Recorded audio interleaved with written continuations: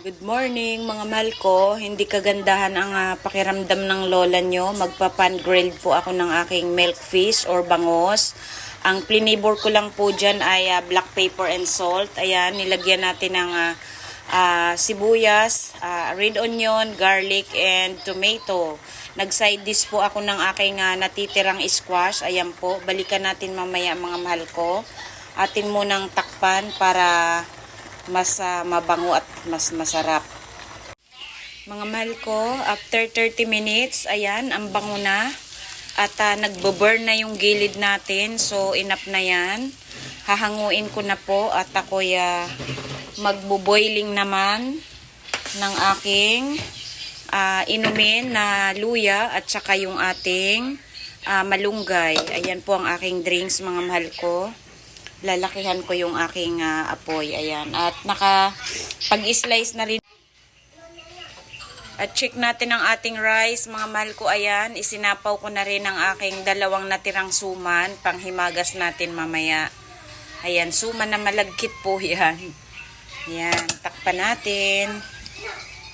Mga mahal ko, ito na po ang aking table. Ayan yung kay Baby Mika egg rice. At ayan ang aking grilled fish.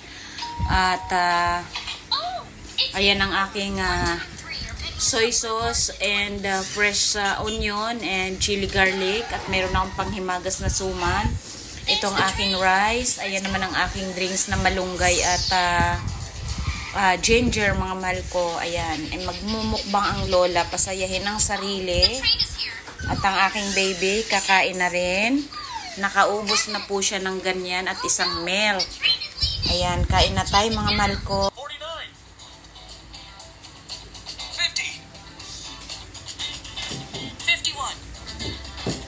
Hello mga mahal ko, kain na tayo. Hindi kaganda ng pakiramdam ng lola nyo.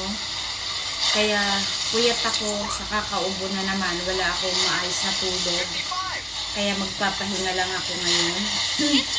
Ito ang baby ko, naglalaro. Baby ko, say hello, good morning mga mahal ko. Nanonood pala. Oh, nag-watch daw siya ng phone. Nakaubos na siya ng ganito. At saka nag-milk na po siya. Pero meron pa siyang egg rice. Sana'y maubos niya po. Kain na tayo mga mahal ko. Ito na po yung aking grilled na bangus. Ayan po. Medyo nasunog na yung ibang side dish ko. At ito meron akong deep na soy sauce with onion and chili garlic. At ayan mga mahal ko, itong aking drinks ay luya at malunggay. Nilagyan ko ng kalamansi dahil masakit ang aking lalamunan. Nanalangin na po ako. Kumain na tayo mga mahal ko. Inyo po ang unang subo. Ari, mayroon pa akong natira ng aking sumang malagkit. Ininit ko. So, ipanghihimagas ko po yan.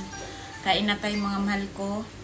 Medyo nasunog yung iba kong side dish.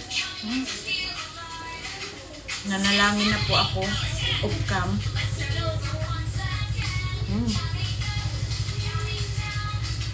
Grabe kasi yung panahon dito, ang init. Ewan ko sa inyo kung hindi.